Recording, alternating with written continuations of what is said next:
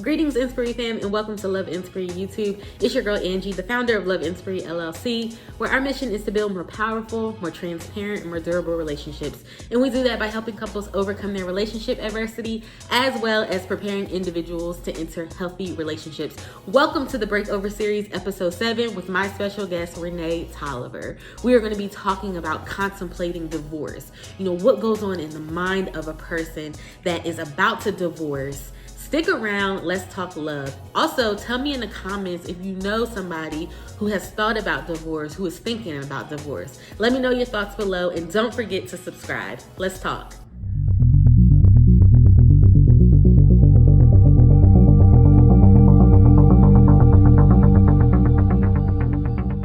Okay, everyone. So I have here with me my guest, Renee Tolliver. How are you?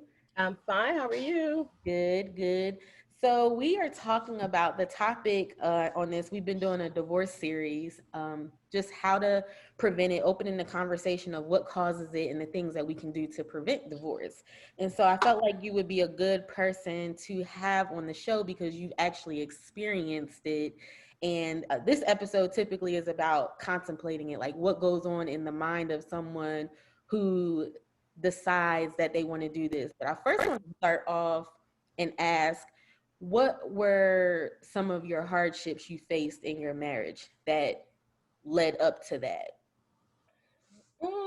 I would say some of our earlier hardships were probably normal hardships that didn't necessarily lead up to our divorce. Of course, we were always having financial issues here and there. As you know, trying to raise a child with a learning disability and Yeah. then having a little preemie and then Yeah. trying to do that. So I would think our early hardships actually kind of, you know, help that bond. Right, right. Um, I would say our later hardship. I will say this. I have to be very transparent. I will say one of our biggest hardships was a lot of outside Mm, family influence, and yes. I think in my previous relationships, I was not necessarily used to that, and I Right. think sometimes embracing that so much may not have been a good thing for us. Yeah. So I would say that later on was probably one of those The hardships. deciding factor. Yeah. So from your experience, at what point did you decide that this was, I've had enough and it's time to separate, it's time to divorce? All right. This is a couple fold for me because we separated twice. Right. I think the first time we separated, we kind of knew we should, and I would say my biggest thing was I was really good friends with my husband. We had a Mhm. really great friendship. And when I felt like we weren't friendly or friends anymore and we started to argue all the time, and that just wasn't us. Right. For 10, 12, 13 years, that just wasn't us. I don't think the little kids ever heard us, like, argue. Right. Right.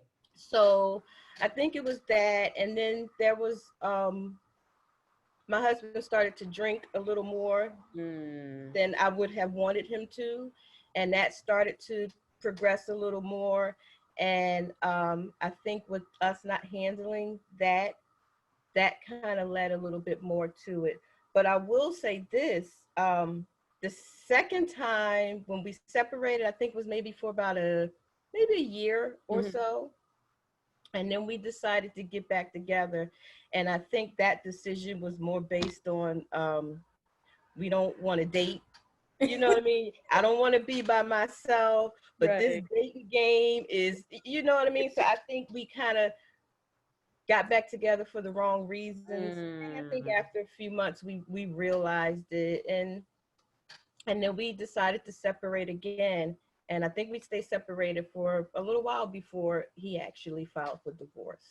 Right. So take me through your mindset during that time. Like, how do you, I mean, you said you got back together for the wrong reasons, but take Hmm. me a little bit deeper into separating, then getting back together, then separating. Like, what was going on in your head at that particular time? Were you trying to, were you doing it for, other reasons, or were you doing it for yourself? Like, what, take me through your mind during that time. I think the first separation, I think I did it more because I was just done. Right. You know what I mean? And I think it was more of, I was probably in a place where I was not happy within myself.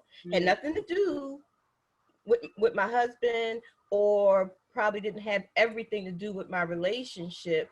But I think the things that I was trying to deal with myself kind of carried over into just being stubborn right. and realizing that, like, I let the disappointment take over.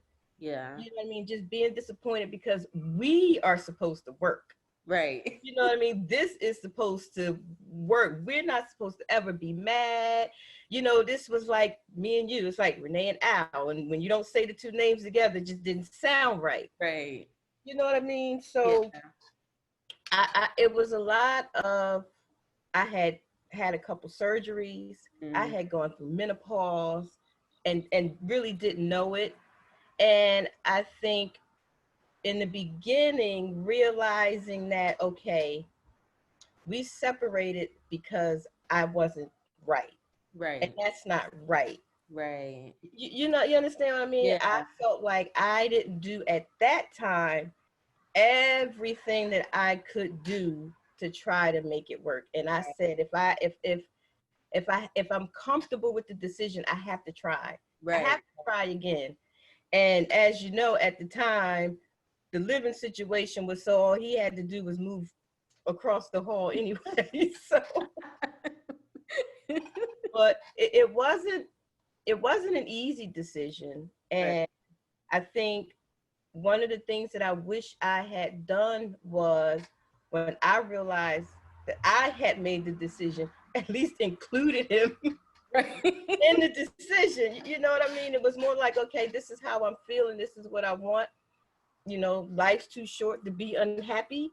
Right. You know, and that's how I felt at that time.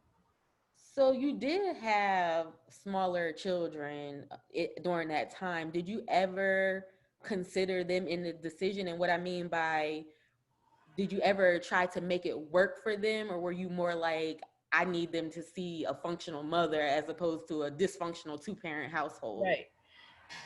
I think maybe in the beginning, like the first time we Hmm. separated, um, I think for me, I may have let the unhappiness kind of go on a little longer because we were in a great living situation and I didn't Right. want to disrupt that, Right. for my kids at that time.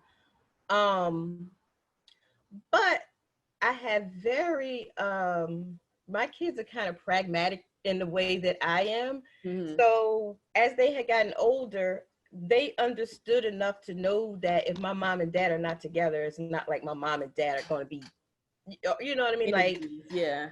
they recognized our relationship, and I think they could recognize when our relationship wasn't the same. You know Right. what I mean? We weren't yelling and screaming all the time, but they knew how we were as opposed to what the relationship grew into. Right. So I don't think they would have, even if we had decided to separate sooner.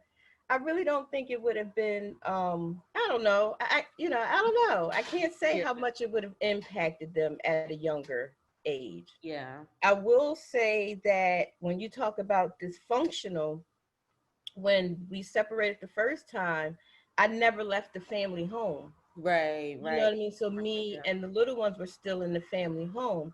And when he was having some hardships, he came back to the family home. So we were basically living together, separated. Right. Right. So even with that, it was almost like why are we even playing around? If we're going to be here, we might as well just be together. Right. It was probably weirder for the kids to see that Right. than to see their parents together. Like, my mom's going out and staying out all night. My dad got a girlfriend. That, it just wasn't cool. Yeah.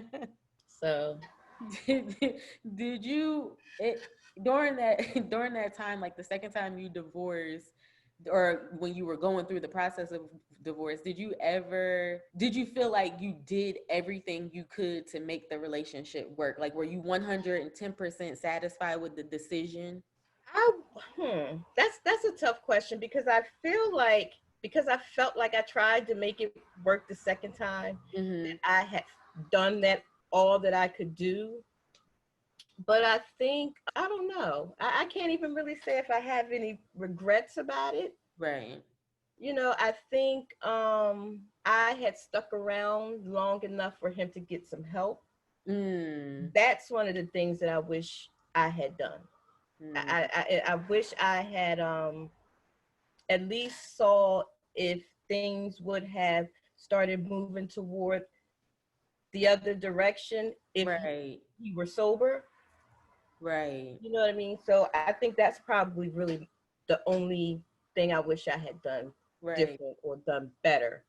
Do you ever feel like a sense of insecurity when it comes to marriage, like because you've had a marriage that didn't work, like I can't, I'm not for getting into another marriage because of, I was with my best friend, I was married to Right. somebody that I love, that I thought it was going to go longevity with. Does that ever scare you to get into another marriage with somebody else? I won't say that it scares me. I think being in a marriage and having the type of relationship that I had with my husband, it makes me not want to rush. Mm. I know that no matter what the end result of my relationship was with in my marriage, I know that that's the basis of a relationship that I need. Right. I don't have to get married again ever. Right. However, if the right person came along, the right situation came along, then I wouldn't be against it. Um, as far as feeling insecure about having a failed marriage, I think I failed at so many things at life at this point. You know what I mean? It's just like, it's just one of those things, and that's one of those battles that I had to fight within myself, because of course in the beginning I did Yeah. feel like, how could I give all of this away? You Right. know what I mean? But first of all of that wasn't mine. Right. You know what I mean? And I knew also that I had some healing and growing to do for myself. Hmm. And I wish that we could have done that healing and growing together, but Right. it just wasn't working.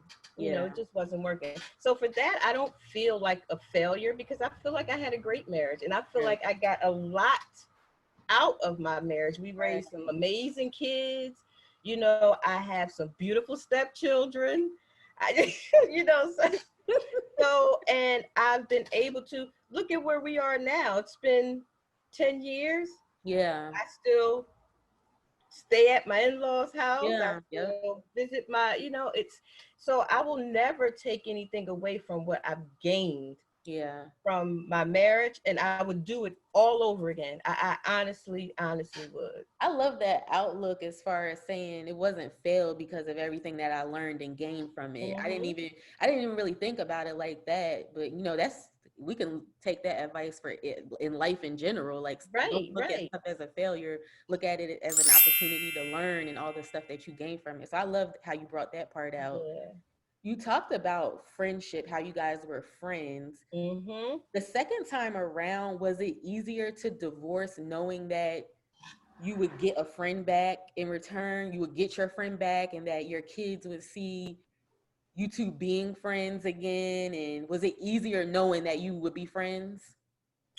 Honestly, I didn't know. Oh, You, you you know, didn't, I, you didn't. I never thought we would have a volatile relationship. I, Mhm. I always knew that, but I wasn't sure how friendly we would be, especially since Right. we were like I said, the end of our relationship, we weren't as friendly as we used to be. You know what I mean? Right, right, So I wasn't sure what our separation was going to look like. I didn't think it would look bad. right. You know what I mean? I always knew we would be friends, but like I said, I wasn't sure.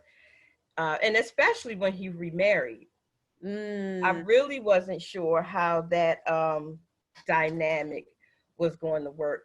right, But one thing about it is, I knew from the first time we saw one another after that things were going to be fine. right, You know what I right, mean? I knew from that first time, and like I said, I didn't think things would ever be bad between us. So, and right, right. and they were, and we're still friends. Yeah, Probably better friends now than at the end of our marriage. right, right. So, That's good to get married, separate twice, and then right, be able to be. That just goes to show that you guys had a strong foundation from the beginning of right, that friendship exactly. to And come out of that. that's important. And I think that, you know, I always said that I never really believed in the term soulmate, Mm-hmm. because I feel like at different points in your life, you're different. Right, You know what I right, mean? Your soul needs something different. You know what right, I mean? But if I ever were to key that term, I would say that my husband was my soulmate. right, I think that's why we were able to remain the way we are now. And he's not a bad guy. right. No, He's not a bad guy. So, yeah. Do you think that, because I talked a lot about this in August on my lives about mhm. self-worth, do you think that having that self-worth and having that self-esteem is important for the success of your marriage? And how well do you think that, or how do you think that plays a role in the success of, a marriage? I think that's definitely important for marriage. You have to, and if you have low self esteem and you feel less and you're not able to communicate that with your mate, that's really what it's all about. It's Hmm. okay, especially when, like I said, if your mate is your friend. And Right. I think if I had been able to communicate when I was insecure, or when I was going to school and feeling like the oldest student in the class, and like even little things like that, I was not able to communicate. And I Right. think if we were able to communicate a little bit better, we're able to build each other. So where I might be feeling insecure, he's able to build me up. If I'm Right. feeling like I'm, feeling a little less right here or during this time, or when I'm in school, he'll know that I need a little bit more encouragement during that time. Right. So I think that having insecurities and not being able to communicate those will definitely, and that goes both ways. You Right. need to know when your man needs to be built up. You Yeah. need to know, when your man needs something extra. And I'm very stubborn when it comes to that. If I'm mad at you and I see you're upset, you're just gonna have to figure it out on your own, because I'm mad. And ultimately in a marriage, that's not Right. how it Right. should be. So I think bringing your insecurities into your relationship is never good. I don't like Yeah. the term baggage, because our life experiences are not baggage. Our insecurities are not baggage. It just is what it is. Yeah. Yeah. But yeah, having insecurities about yourself, and then, or expecting, you have those little holes in your life, and instead of looking for a mate, you look for your hole fillers. Mm-hmm.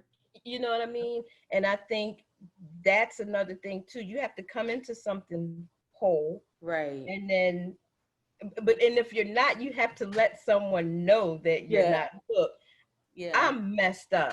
Yeah. You know what I mean? I have And I have this the truth. going on. I have this going on. Just like now, I'll tell somebody straight up, I was divorced. I have 2 kids. I love my kids. They ain't going nowhere. They live in my house.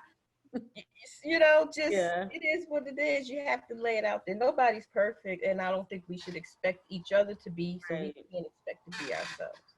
Definitely. Definitely. So, if somebody came up to you and said they were thinking about getting a divorce, Hmm. contemplating it, what would be your advice to them? First thing is to Well, let me go back. One of the things I think you should do when you start your relationship or start your marriage, and I did this with the previous relationship after my divorce, Mm-hmm. is to notice little things that you really love about somebody that are little things. You know what I mean? And take out a pencil, because you're going to love, oh, my man has this and he's got a great personality. But little things like he holds your hand when you lay down. Right. Little things like that. Write those little things down.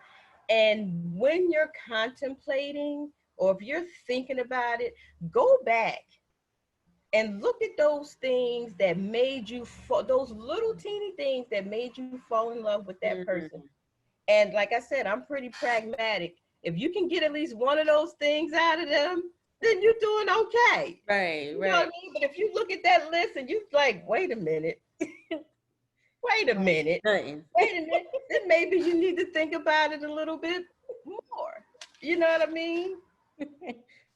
But I don't know. And then of course you got to take into effect that if you have small children, you have to take into effect your finances. Yeah. You know what I mean? If it's something that you have started thinking about, you better start planning it out. Right. You know what I mean? Because if there's and those thoughts are fleeting. I'm sure there were probably points in our relationship after 2 years of marriage where we might have thought about divorce. You know what I mean? Yeah, absolutely. But talk about it. Communication is the key. I know people say that, and that's so cliche. Yeah, it's But really you not. have to keep those lines open, because, like I said, if I had pulled my husband into my contemplating divorce, we may have done it sooner. You know, you never know. If I had sat down and told him exactly how I was feeling, he might have said, you know what, Renee, I've been feeling the same way. Right. So communicate. And if there's any way to change it around, change it around. You don't want that regret. Like I said, the pragmatic me says you don't want to be unhappy forever. Life is too short to be in somewhere where somebody's treating you bad, where somebody's abusing you physically, verbally. If that's the case, go. Right. But if there's something to hold on to, you know what I mean? And it doesn't have to be, everybody talks about a spark. Them sparks come and go. Especially they do.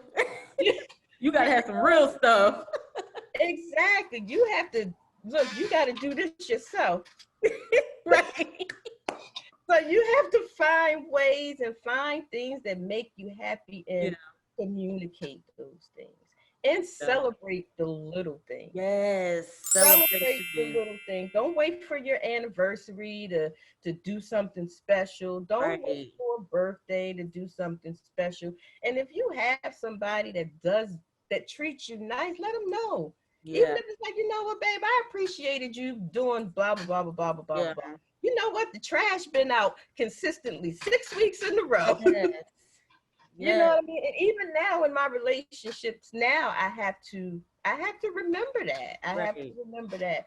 But if you're contemplating it, don't contemplate it on your own. Right. In a relationship, it's a relationship. It's a that everything should be something that you do together. Even that, because I wouldn't want to be living and sleeping with somebody that I know just don't want to be with me no more. Right. And I don't even know it. I don't even know. You waking up looking at me like, oh God. Rolling their eyes. I don't know it. So you have to communicate, and what can other person do?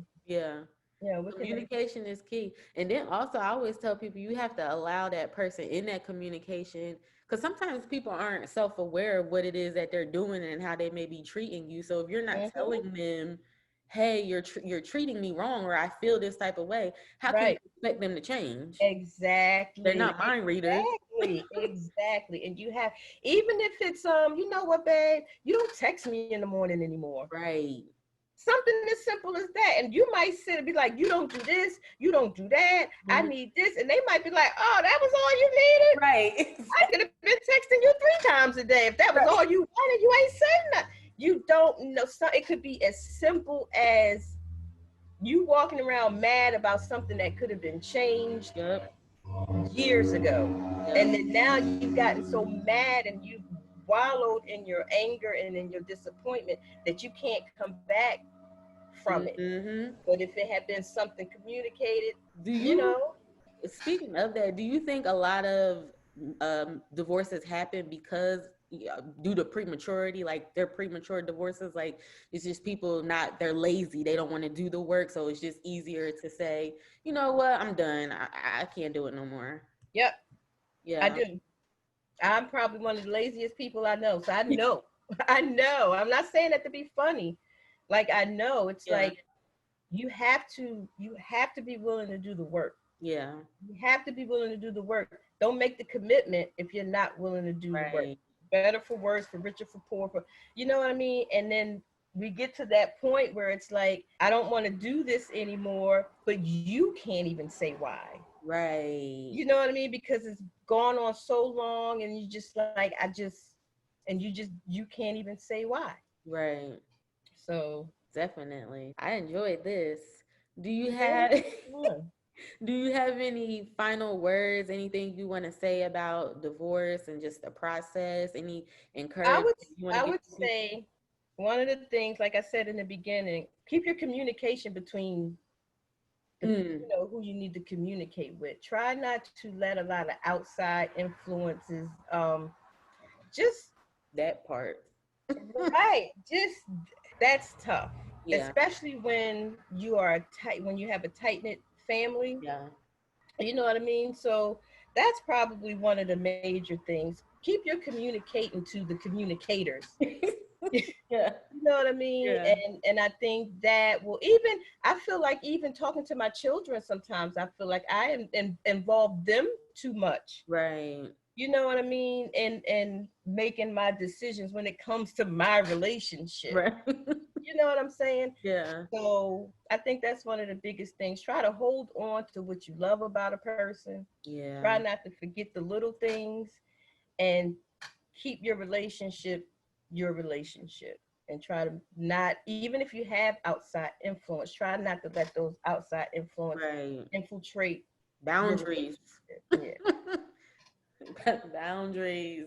Yes, and that's been my theme for the last maybe 2 years because I realize I don't set boundaries Yeah. for myself, and I don't realize I have boundaries until someone crosses them, and Right. then by then it's too Deep. late. Mm-hmm. You know what I'm Yeah. saying? But that's because I Yeah. don't tell people I don't like that. I Yeah. don't want that. You can't say that. You can't do that. Yeah. So yeah, set those boundaries and keep those Mm-hmm. because Yep. that's Don't just tough. set them. That's tough. And I definitely think family is the biggest boundary, especially when it comes to a marriage, is definitely the biggest one Mm-hmm. you should set. Especially when you come from a close knit family, Right. at some point, you know, the Bible says the twain becomes one flesh. You leave mother and father, so that means it's just you and the person Right. that you marry, not the person that you marry, you and then everybody else. Right. And you know what though? I think for me, because I came from the complete opposite of Mm, that, I embraced that so mm, heavily that I didn't even want to let it go. yeah, You know what I mean? Because I yeah, didn't have that, even the simple things like all us sitting at the table at a certain time eating dinner. I didn't right, do that at home. I didn't have a bedtime. No, right, we didn't. I didn't have that structure, and it was just such a almost like a relief. I felt yeah, like a 17-year-old living at home. I never got, I've been out. I've been on my own since I was 17. right, So just to have that family connection and that family support. mm-hmm. However, like I said, I think I embraced it and embraced it too Too much much, yeah, because we just couldn't function without it. right, We right, couldn't right. function. It was like we were like two little kids again, Mm, living at home, and we needed permission to do this, and it just got to be too much. yeah, yeah. It got to be too much. Definitely. And especially if you are contemplating a divorce too, like you said, contemplating amongst each other and not with other people. Right. So some of these people, Exactly. they'll lead you straight to hell. Mhm. You know, And don't be talking to all your single girlfriends either. right? Exactly. Because they'd be like, "Come on, girl, come to the dark side." Come to the club, and next thing you know, you divorced and they married. Right. And happy. Facts. So, keep your stuff to yourself. And yeah, life's too short to be unhappy, but do everything you can to make your Yeah. marriage happy. Yeah. You know what I mean? Because you want to be happy. You want Effort. to be happy with someone. I'm okay being by myself. Right. But I like sharing my love and sharing my world and, sharing my experiences with someone else. And, Right. just think about that. Right. If you still Absolutely. happy, like I go on vacation and you come back, you're like, I'm like, how you go on vacation and you come back mad? Yeah. That's when you know. Like, Yeah. even if things like that, if you're even going out of your way to try to find things in your relationship to make it happy again and nothing works, Yeah. I'm trying to do this more. I'm trying to communicate more. I'm trying to do Right. this because at a certain point, no matter what you do, once somebody is gone, Yeah, they're gone. Yeah.